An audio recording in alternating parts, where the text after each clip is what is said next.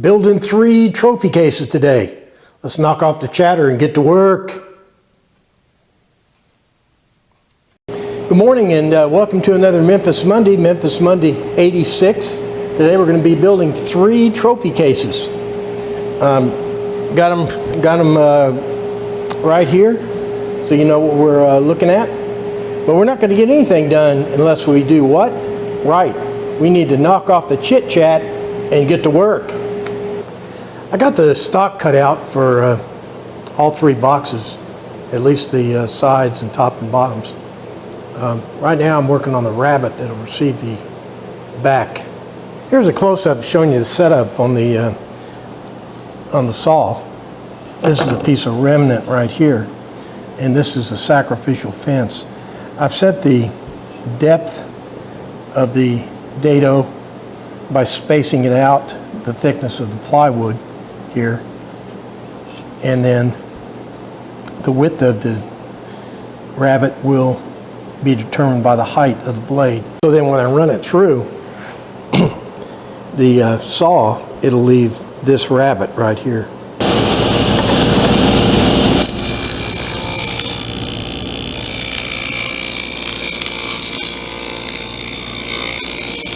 Now we need to do the rabbets to receive the glass on the front.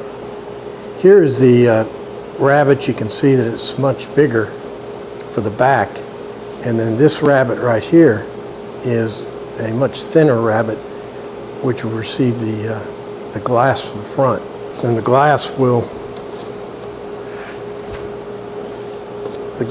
go in that rabbet just like that.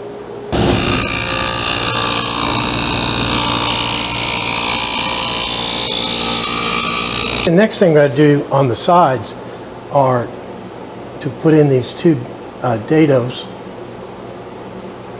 that will receive the shelves. Importantly, those dados continue right into the lid, so that in the final, you can see here, in the final analysis, when I close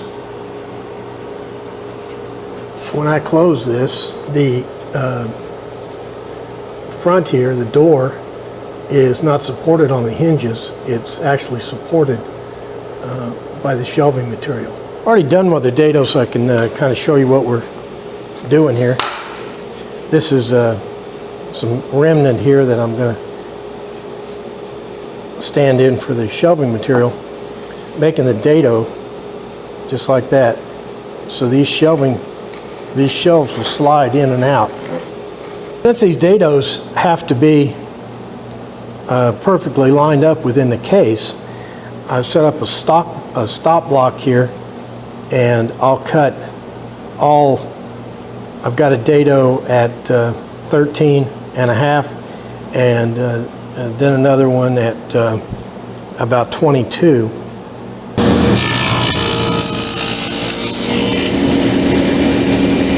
The trophy case has a curved front on it. It's got that plexiglass glazing, so it's real easy just to fold it over and make it kind of rounded. But anyway, that makes the bottoms and the tops curved.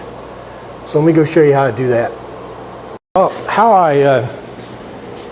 I draw that radius for that curved front is I had to make this long compass here. It's 107 inches long. So then, as long as nothing moves, I can just pull my, well, that's a cool sound.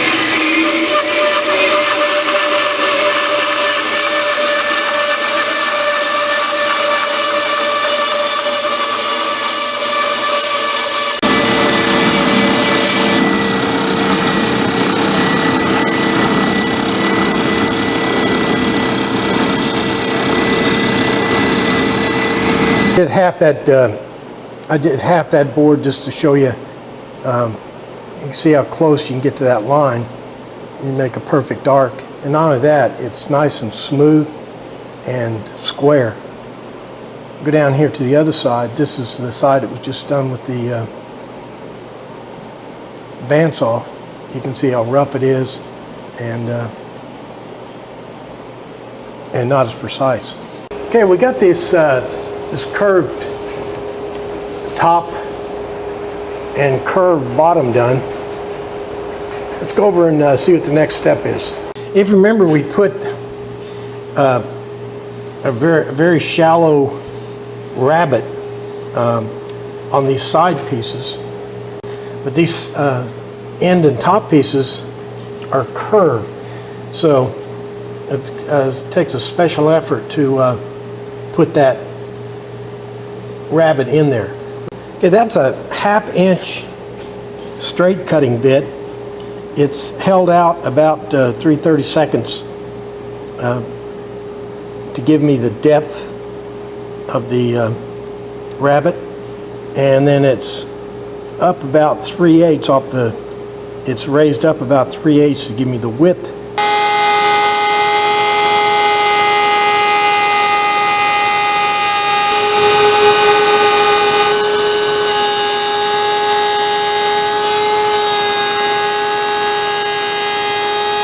I got all the dadoes and rabbets finished with the case. I guess we can start doing some assembly. As part of the process for gluing up the cases, I've got to mark the approximate position I'm going to be splitting the case so that I don't put any nails there. The nails I'll be using are these 1.5" 16 gauge brads. Now, in order to hide these nails, I'm driving them in from the top and the bottom. The side here will remain clear.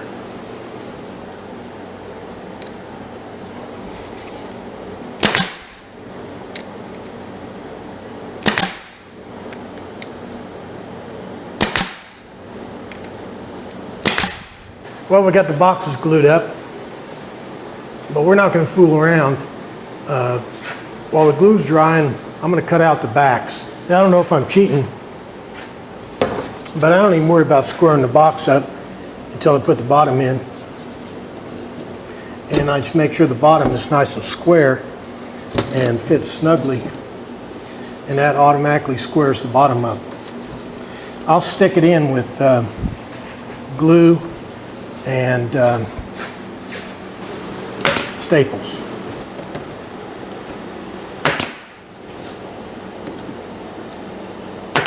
I got the bottom in that one.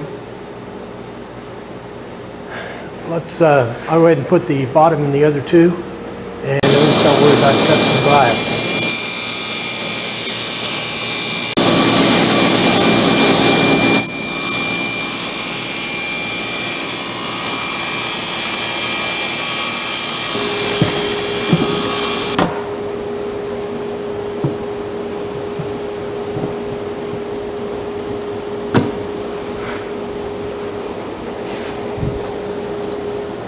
How I solved it in some of these other cases is just used very light trim that will easily bend around. But I want to use oak trim this time, so let me show you the scheme. So the scheme is I'm going to take all 6 pieces of bent trim and I'm going to steam it for about an hour. I added a steam generator, so it is hot. I added a second steam generator. Remember, I only had one when we were working on the chairs. While we're waiting on the steamer, we'll cut out the shells.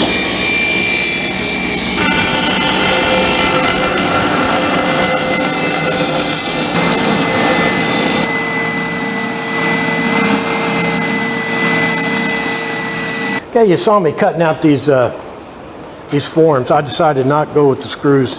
Instead, I cut out these forms.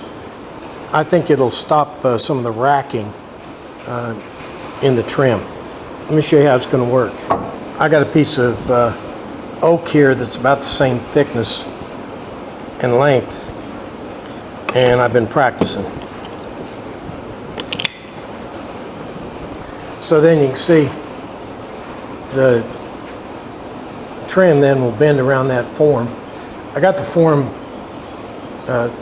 screwed into the bench so it doesn't move around and cause me headaches. Okay, she's been cooking away for over an hour. Let's give it a whirl. Okay, I got the camera set up here. I'm going to go out and get a piece and we'll give it a whirl.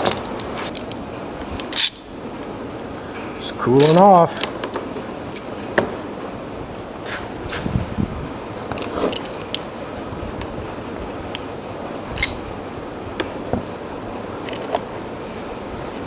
Well, there's our trim all piled up. Let's let that cool and dry out a little bit. In the meantime, we'll work on the shelves. Now, I've already built some sacrificial shelves. This one, and the one on the other one. But these will be destroyed when I split the case. So these won't have any trim or anything on them. These just basically they just sit in here and hold the top or hold the glass while I split the case. Let's go look at the real shelves. Here's the stock for the shelves. You can see I've got the radius traced in here. Let me go cut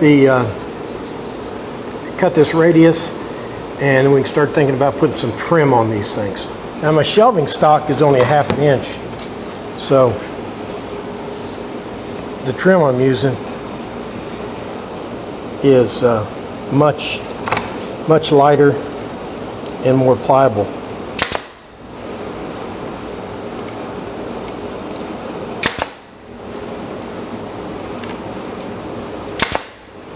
And after we split the case, the shelves go right into those dadoes. And I'm putting that trim on.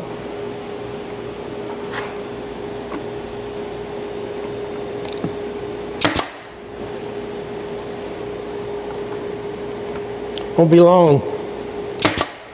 We'll be splitting these boxes. Tell you what, I'm going to get the trim on and do a little sanding, and then we'll split the boxes. Well, while we're waiting on that glue to dry on those cases, I'm going to go ahead and stain the shelves. We still got some cutting to do on the shelves, but I can stain them. I'm going to be staining the cases that color special walnut. Let me show you why I picked special walnut. You might remember the shotgun we did a couple of weeks ago. We made the stock and the forward grip, and then we built that case. And the reason we're going with the special walnut is because that special walnut, for some reason, really goes well with that red. And I'm going to line the boxes with the red felt. Here is the red felt we're going to be using, and there's a sample piece of the special walnut. It'll darken up a little bit after it's polygon.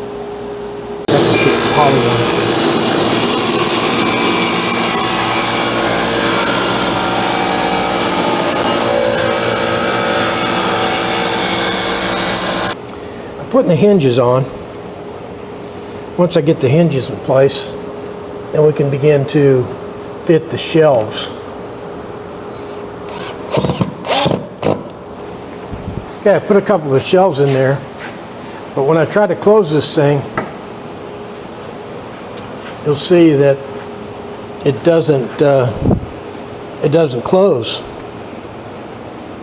It runs into the top because these shelves are too thick.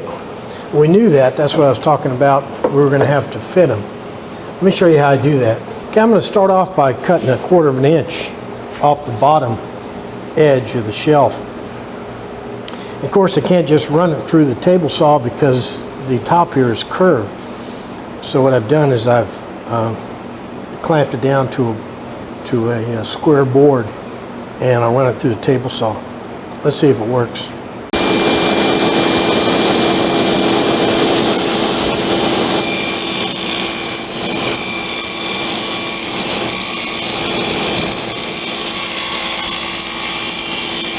Okay, let's see if a 1/4 inch is enough.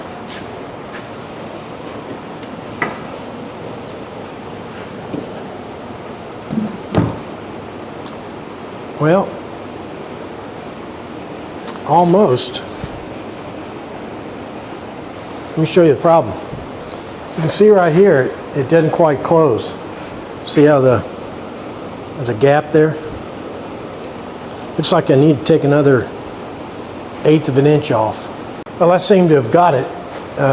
You can't hardly even see where the case is cut. Okay, I'll use this shelf here as a template and cut the rest of them. I got the outside of the boxes stained. I think I'll knock off for the evening and hit it again tomorrow and stain the inside. Tell you what we're doing now is finishing up this staining, and then we got polyurethane and a couple of catches to put on and this and that. A lot of fiddling. Tell you what we'll do. I'll do this staining and polyurethane offline, and then I'll come back when we either put the felt down in the box or something important comes up. I'm tearing the film off this one. Let's get this film off and we'll set it up and see what it looks like. Well, there she is. I put some trophies in there to get the full effect. Put a little catch on the side there, red felt in there, and that's the inspiration for it right up there. This is how I put the felt in here. Putting this felt in is actually a lot easier than I thought it was going to be. As long as you don't get this spray adhesive, you don't want to get it on the wrong side of the felt. You don't want to get it on the sides of the box. And don't get if you're using this stuff, don't get the super duper adhesive. Get one that's a little bit more forgiving. This one, if you make a mistake, you got a little bit of adjustment room. But if you use something like rubber cement, once the two adhesive sides stick together, you're toast. Like I got a wrinkle right here. With rubber cement, I'd just be hosed. But I think I can still lift it up and kind of work that out. I can put the shelves in.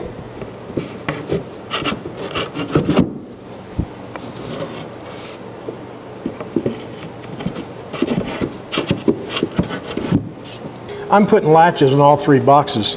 I don't have latches on the ones I have in my garage because they'll really never leave the garage.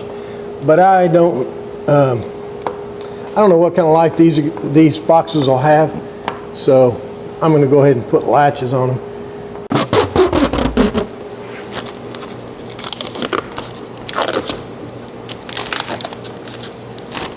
Okay, just a minute, and we'll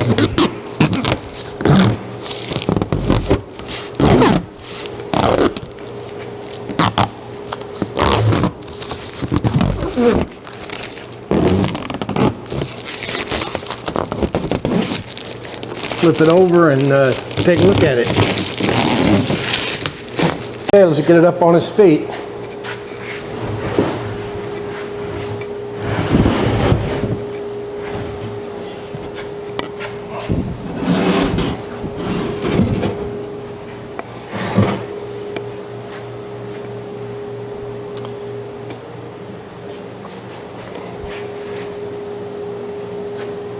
A little trophy case, you can put memorabilia in it, mini helmet, collections. Okay, let me do the last one and we'll be about done. Well, I guess that'll about do it for another Memphis Monday. our 3 trophy case slash mini helmet case project. Pretty fun. And don't forget, we have I got a video out there somewhere that shows you how to build one of these just using common hand tools. All right, so I guess that's it. Make sure you comment and Facebook and like and favorite and all that stuff. But most important, what is it? Right, make sure you're back here next week for another exciting Memphis Monday. Thanks for watching.